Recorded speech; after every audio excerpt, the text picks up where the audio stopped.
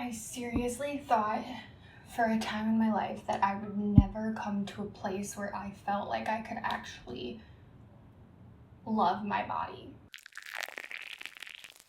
I'm a yoga teacher. I became a registered yoga teacher about, I want to say 6 months ago. It has been an amazing experience for me, but my journey in body positivity has been a lot longer than that, and becoming a yoga teacher was kind of one of those, I guess I don't want to say last steps because it's going to be something that I will be working on forever, but it definitely became one of those steps for me that I knew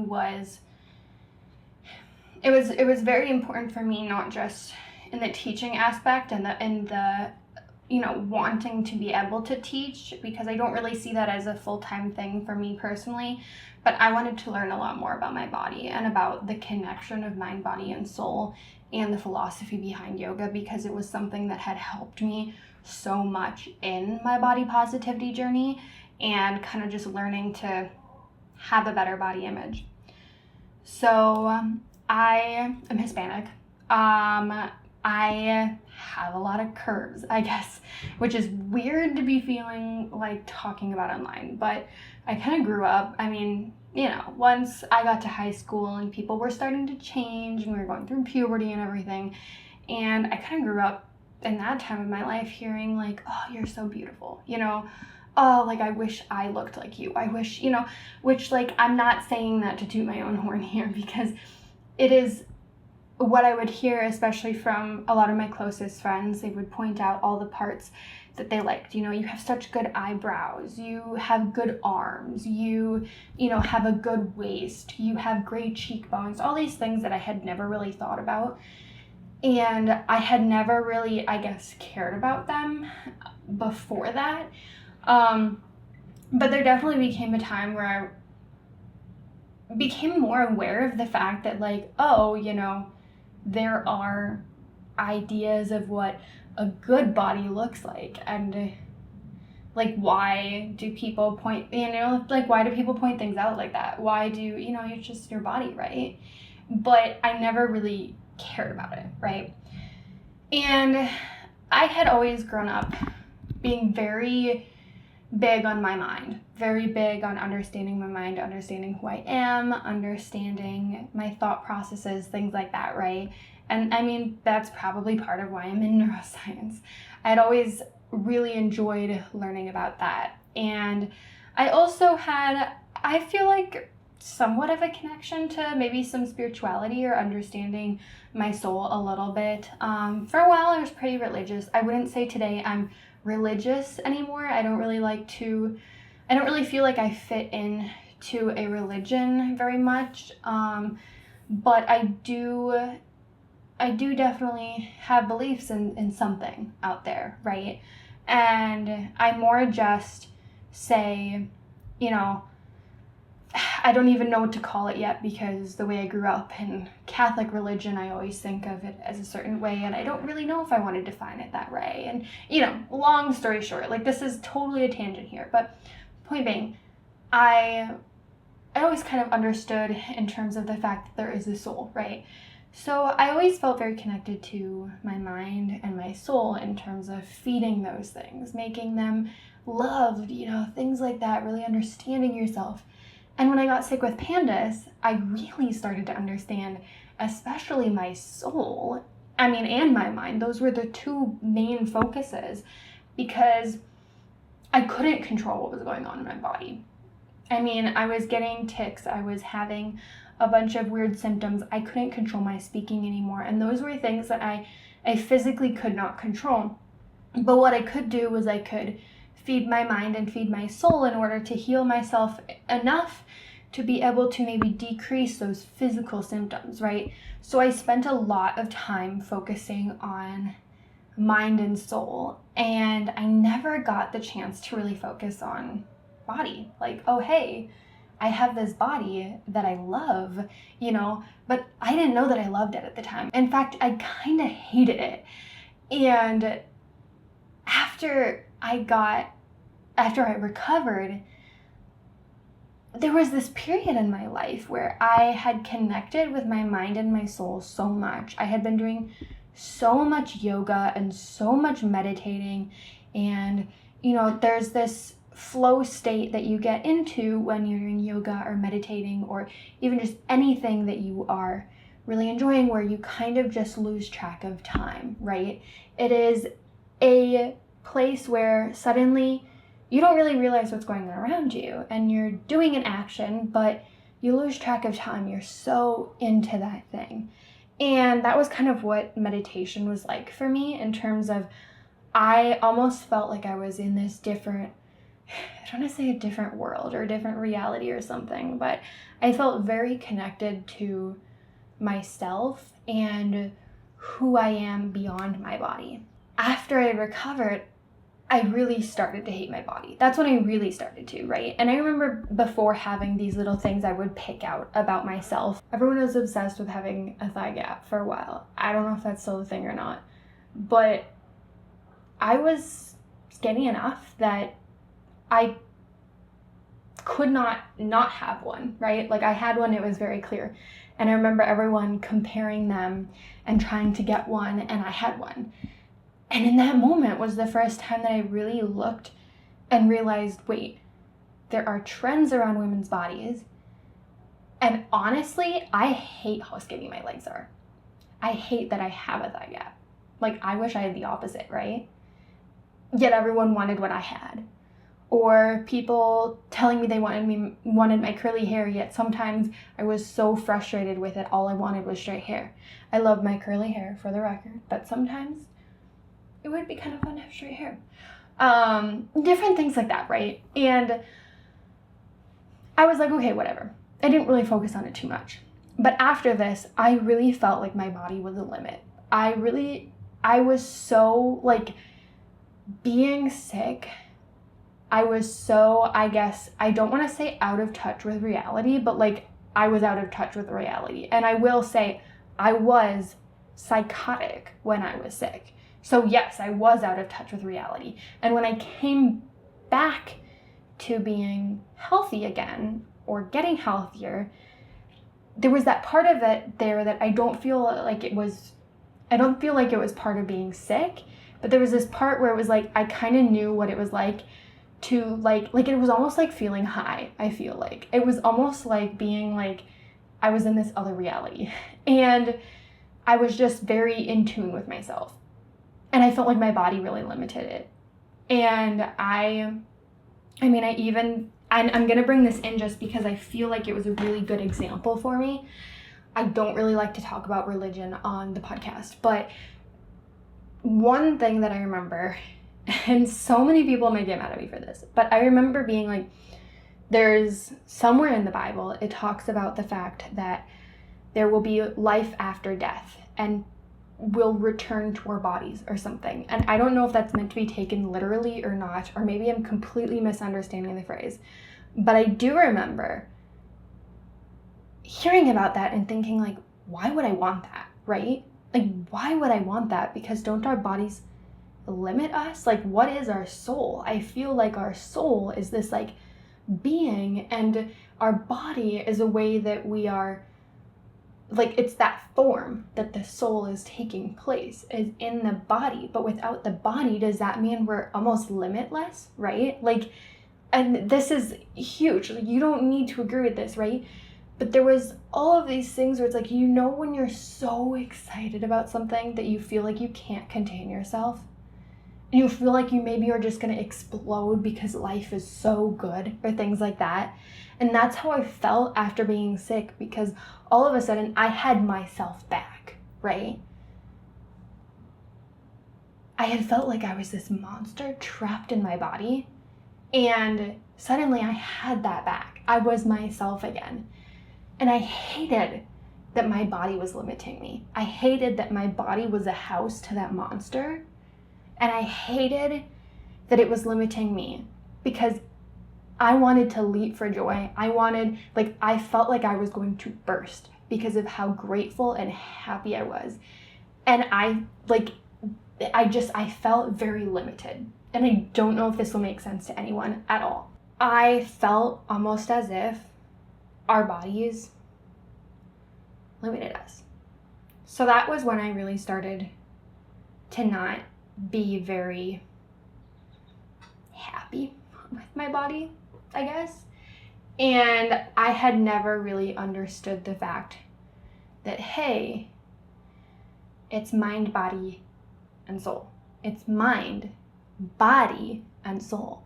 They all work together.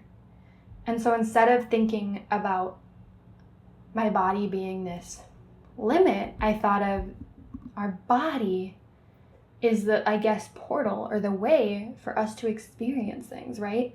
I can feel this. I'm touching this. I can feel the air blowing on me right now. All of these things that I had never really realized was like our bodies are here to allow us to explore, to allow us to experience this. I mean, what would we be without them? I guess I don't really know what the answer is to that, but they are our, I guess, portal or our way to explore everything. You know, without our body, would we not have our mind? Without our soul, would we not have, like, without our body, would we not be able to experience our soul? I don't know. I don't have the answers to that. But the moment that I started thinking about them as working together was the moment that things kind of changed for me. But before that was when I got into yoga. And I had already been into yoga, but I had really been in it in terms of the meditation portion, the mind and the soul portion. And I had never really used it for the actual body portion, which when I had PANDAS, I think was really important. I needed it for the mind and the soul. I needed it especially for the mind. It was my way of kind of coming back into touch with reality. But after that, I needed it for all three aspects. I needed to allow myself to experience that because I was becoming so in touch with these two portions of my life that it was unbalanced. And so when I started to look at yoga in terms of a mind, body, and soul, I started to become more comfortable with myself. So all of this discomfort, I think, started around 2020 or 2021. And at that point, I had no idea who I was. I was really just discovering myself altogether. I was in high school. It was a time. And I mean, it was kind of my last priority. It really honestly was my last priority. And at one point, I got into a relationship, and this person was very in tune with their body in terms of they were strength training all the time. They were constantly reminding me of, like, look at all the amazing things that you can do. You know, like your feet are carrying you. You are walking. You can run. You can, you know, like all of these different things. And that was the first moment that I really thought about, hey, yeah, I guess I should actually pay more attention to that. Like, that's when I realized how out of tune I was.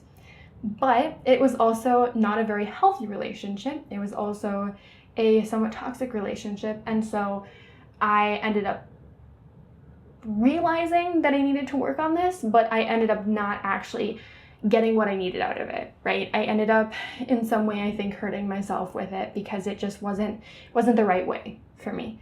And so then I kind of ignored it more. I was also really struggling with some medical issues at the time, and again, just kind of mad at my body. I was having PMDD. I was trying to figure out different medications. This person kept telling me that I shouldn't be on medications. They were ruining me. I had a lot of conflicting things about who I was and what my body could provide for me. And so after I got out of the relationship was when I started to think about it a little bit more. And that's when I took a Pilates class in college.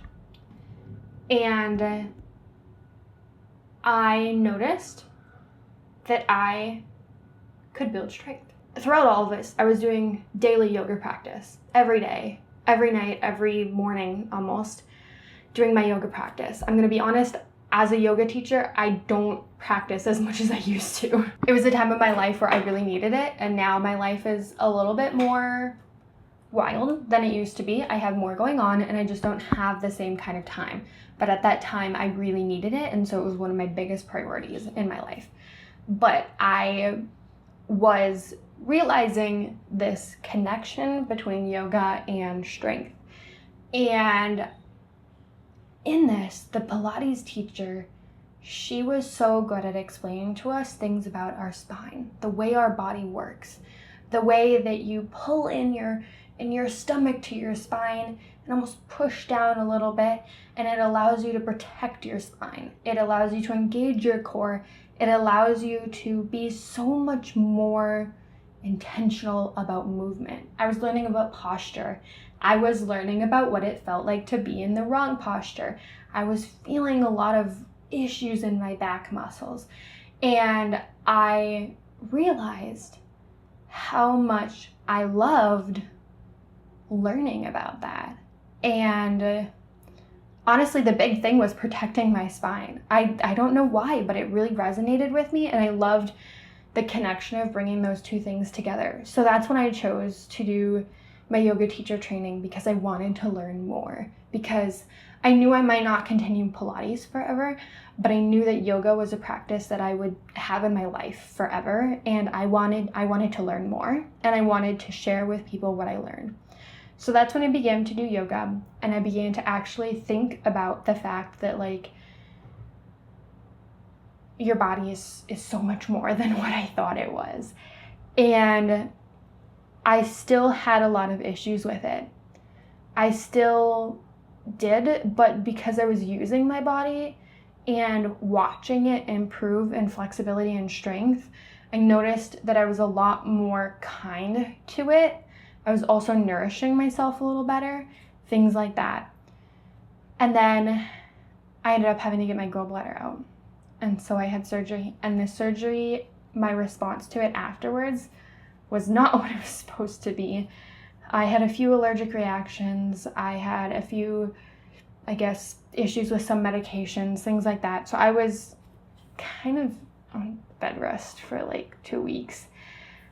And I realized what it felt like to have my body suffer. I really realized, like, yeah, like, I really missed doing yoga, but I couldn't because I couldn't stretch my scars. I really missed taking care of myself. I really missed going on walks. And that's when I realized, like, yeah, like, this is something that I didn't realize how much I rely on it. So when I started to get back into things, I started to nourish myself differently. In terms of healthier foods, I saw how it impacted my body before with my gallbladder, and I was seeing how it was impacting me more often, but I still didn't really focus on it very much. I am more really focused on school and throwing myself into my yoga teacher training and understanding that a little bit more. But I wasn't there yet. For some reason, I hadn't made this connection. And then I went to Australia. And I really struggled the first few days that I was there. And so I threw myself into the gym. And I was strength training every single day, sometimes multiple times per day. I had never done that before. I want to be clear with that. Like, I had done a little bit of lifting weights, like once or twice, but I had never, like, I was scared to step in a gym before. And for some reason, I got obsessed with it. And it was like, whenever I didn't feel good, I wanted to be in the gym, because at least then I was channeling my pain from my brain to, like, something that I can control, I guess, a little bit. And I really started to enjoy it. And I really started to realize how having a physical practice of something, it doesn't even need to be strength training. It can be yoga. It can be walking. It can be having just something intentional, even just healthy eating, right? Like, I realized how much it impacted my mind and my soul, and how it improved it so much. And I kind of fell in love with it. Honestly, I kind of fell in love with strength training and, working out multiple times per week. And I don't feel like that's maybe what will work for everyone, right? But for me, it was this long journey. I barely even, understood a few years ago that I even needed to think about this. And then when I did, it took me like another good, I want to say 3 or 4 years to even understand how to do that. And then I kind of accidentally got to where I was. I kind of realized in my yoga practice and my yoga teaching, like, hey, a lot of these things require strength, or in terms of doing them correctly and properly, I'd like to build up my strength so I can teach my students, and have a little bit more control there. And so I kind of thought about strength training, and then I moved to Australia and I was like, sure, let's try it. And I kind of fell in love with it. And I have seen it impact so much of who I am, because I can truly say I have never loved myself more than I do right now. I've always been pretty good at staying connected with my mind and my soul. And I don't feel like my change for my mind and my soul by themselves has really, I don't feel like that has changed. I don't feel like my love for my mind and my soul has really changed on their own. But with the strength training, I finally feel like all aspects are kind of in sync now. I understand the importance of a mind practice for your body. I understand the importance of a body practice for your mind and your soul. All of these different things that I truly did not ever have a connection to before. And I don't think that will work for everyone. But that was when I truly began to understand. Like, I had heard it a million times. Your body is this, it allows you to do all of these things, right? But somehow challenging and pushing my body in some way and seeing improvement was when I really realized, oh, that's what they were talking about. Oh, yeah, I can do hard things. Like, challenging my muscles and seeing improvement and seeing that, and even just in my physique and stuff, and seeing like that has taken routine, that has taken work, that has taken me working with my body, not against it. Before I was working against it. And yeah, I will say my genetics, I am very lucky when it comes to different things. I have high cheekbones, I guess. I apparently I don't think I have an hourglass figure, but I've been told that I do. But I don't really think that I do in reality. But all of these different things, right? Whereas I can pick out all of the things wrong with it. My arms are flabby. I still they kind of look like noodles, right? I, if I gain weight, I gain it all in my lower half. I have terrible genetic eye bags. They're so bad. Like, I don't know if you can see them in this episode, but go back to I'm telling you guys, go look at my flaws. Like, go back to my other episodes and you will see them. They're bad. There's, I could pick out so many different things, but I've gotten to the point now where I've been able to appreciate enough parts of my body that kind of overrules, it kind of overpowers. And I realize it's just skin and cells. It's just cells, right? It's just biology. And I want to honor my biology, the cells that I was given, to the best that I can.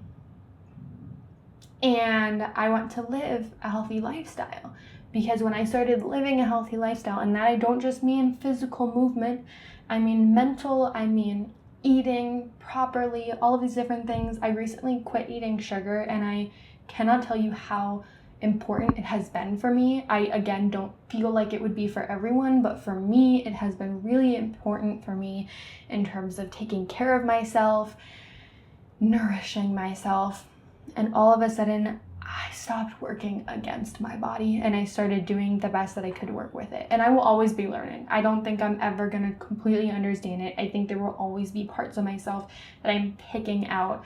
I think there will always be things, I don't think mind, body, and soul, I don't think any of those you can be completely in tune with. But I'm balancing it. I'm choosing to balance it now. And I feel like I'm at a better place. It's not perfect. I have a long way to go. But I'm a yoga teacher, and I really hated my body when I started yoga teacher training and when I ended it. And I think that right now is the first time that I can say I'm actually loving my body, who I am, mind, body, and soul, all three aspects. I think that's the first time in my entire life. Before I was maybe indifferent. There were times that I was indifferent, but right now I think for the first time in my life, I'm at a place where I can finally say like, yeah, I like myself, And I think that's really powerful. I think that's really powerful. So, the next time that you maybe see me on Instagram and see these professional photos, these posed photos, all these different things, like I'm a photographer. I take photos. I'm going to take photos for a wedding in a few months. Like, that is what I do for money, right? And I love it. It's a huge hobby of mine, but like those are posed, right? I pick out, like I take thousands of photos and I take out just the few that look good, All of these different things. All of these different things that even in the past, my friends would see my photos that I would post and say, oh, you're so lucky. You have this, you have that, you have that. I wish I had this, I had that. I could do the same thing for them. I was always comparing myself. I am always comparing myself. I still do, and I think I always will. But the next time that you see that, remember, like, I really hated my body. Sometimes still, I do, right? Nothing that you see online is perfect. What you see online is really 1 second in a lifetime. It's not an accurate representation of reality. And that was what I needed to hear. And I wish that I had heard sooner and actually listen to it, because I really don't know if there's a single person in this world who hasn't struggled with their body in some way. There's still so much that I need to do. And I think there always will be. But I'm further along with understanding myself and taking care of myself than I ever have been, and I'm grateful for that. It's okay. It's not a one and done thing. It's not black and white. It's a process. It's a lifelong process. But really, I think that the only thing that matters is trying, right? The only thing that matters is listening to yourself and trying. Because when I started to do that, that's when it started to change. When I started to do that, not for other people, not thinking about what I would post, not thinking about what looks good, not thinking about, hey, this person said that this part of me looks good, so I'm gonna highlight that, right? Not thinking about what a partner thinks, right? Not thinking about it for them, not thinking about it for you. Not thinking about it for them, not thinking about it for anyone else. You, right? I will be completely honest here. At one point, my ex had me, at one point, my previous partner had me strength train with her. I hated it. I hated it with every bit of my being. I hated it so much. So much. And I told myself I would never go back to the weight room. And I think it was because I wasn't doing it for myself. I was doing it because she wanted me to. And I don't really think there's anything wrong with that, right? I think that's okay. I think that's maybe a great way for some people to start. But for me, I needed to do it for myself. It felt like a waste of my time. I hated it so much. I also started with like too much all at once. It was just so overwhelming for me. And I was doing it for the wrong reasons.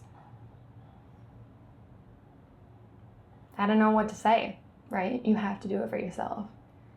It has to be 100% for yourself. You don't have to be thinking about what other people are going to say, what other people are going to think. You know, even things like bloating. This is like totally just a rant here, like just a long episode, but even things like bloating. I like hated it so much. I hated my bloating. And I still do, right? I mean, who doesn't? But I started to realize like, no, I'm strong. And I love my body, and my bloating is just because I'm nourishing it. My bloating is because, yeah, maybe I still have some stomach issues. I think the gallbladder surgery didn't really resolve everything that I was having issues with, you know, and just in general. Bloating is real, it's human. I don't really know anyone who doesn't get bloated. It's normal. Your body is normal. Your body is perfect for you. But you need to tell it that. You need to tell yourself that. And you need to be willing to work with it and not against it.